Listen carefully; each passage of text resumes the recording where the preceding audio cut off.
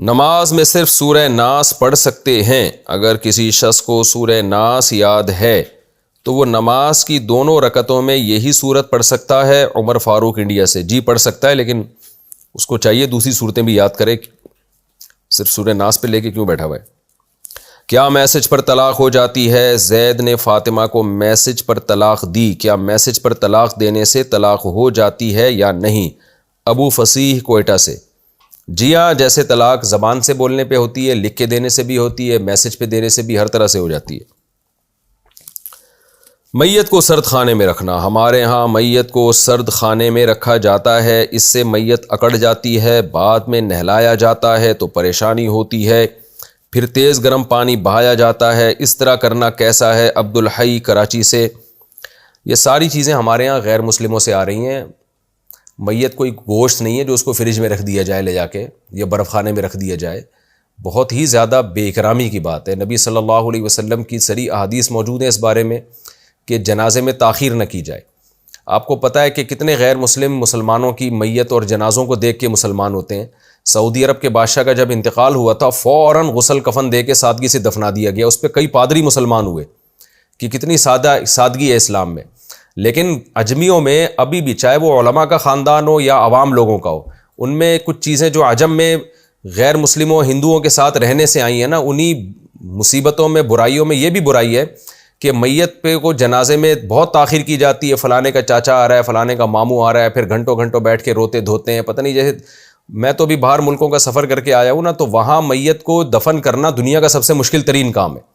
اتنے دنوں تک میتوں کو رکھتے ہیں غیر مسلم لوگ۔ انگریزوں میں بھی یہ مصیبت ہے، اور پھر اس کے فضائل سنائے جائیں گے، اور اس پہ اتنا خرچہ کرتے ہیں کہ اب مرنے سے پہلے لوگ اپنی جائیدادیں اور جو ہے پیسے وقف کر کے جا رہے ہیں کہ ہماری جتنی بھی مرنے کے بعد جو ڈرامے بازی ہوگی نا، اس پہ یہ پیسے خرچ کیے جائیں گے تاکہ قوم پہ بوجھ نہ آئے۔ تو ایک سادہ چیز اسلام نے رکھی ہے بھائی، کوئی پہلی دفعہ تھوڑی مرا ہے جو آپ اس کو اتنا پروٹوکول دے رہے ہیں، اور 3 4 6 دن اس کے جنازے کو رکھ رہے ہیں، فریج میں رکھ رہے ہیں، چاچا آ رہا ہے، ماموں آ رہا ہے، یا تو پہلا بندہ ہوتا ہے نا دنیا میں، پہلا اور آخری جو دنیا سے گیا ہے۔ یہ تو ایک نارمل کام ہے، کروڑوں اربوں لوگ دنیا سے جا چکے ہیں، اور میں نے اور آپ نے بھی چلا جانا ہے۔ تو اس میں عربوں کا جو رواج ہے نا، جو وہ بالکل سنت کے مطابق ہے۔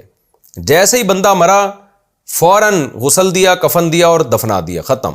اور دعا کرتے ہیں بس اس کے لیے ساری زندگی، ماں باپ ہوں یا کوئی بھی ہو۔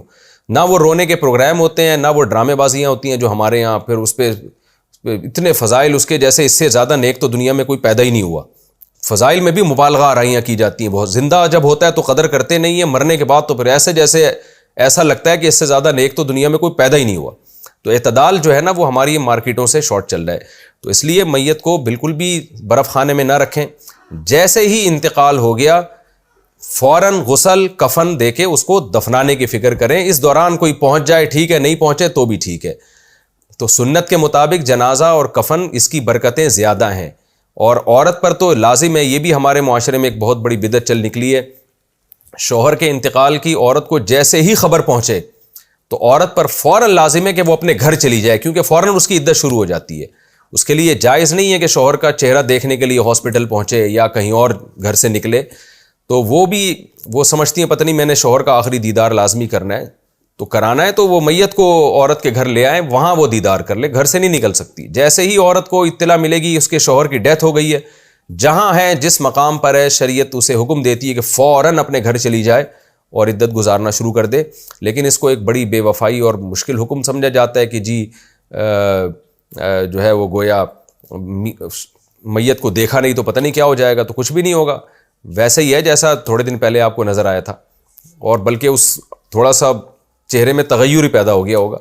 تو اس سے موت اور زندگی کو نا اتنا زیادہ بڑھانا نہیں چاہیے۔ مر گیا، ختم، کوئی بات نہیں، کوئی نیا کام نہیں ہوا ہے، چلا گیا، اللہ تعالیٰ مغفرت فرمائے۔ اور ہم نے بھی جانا ہے، تو ہم کون سا یہاں ہمیشہ بیٹھے رہیں گے؟ برزخ میں انشاءاللہ ملاقات ہو جائے گی۔ تو اس کو، دعا کو، اور اس کے لیے مغفرت کی دعا کو زیادہ فوکس کرنا چاہیے۔ باقی جو تکلفات ہماری سوسائٹی میں آ گئے ہیں، دیندار گھرانوں میں بھی یہ غلط ہے، اس کا بائیکاٹ کرنا چاہیے۔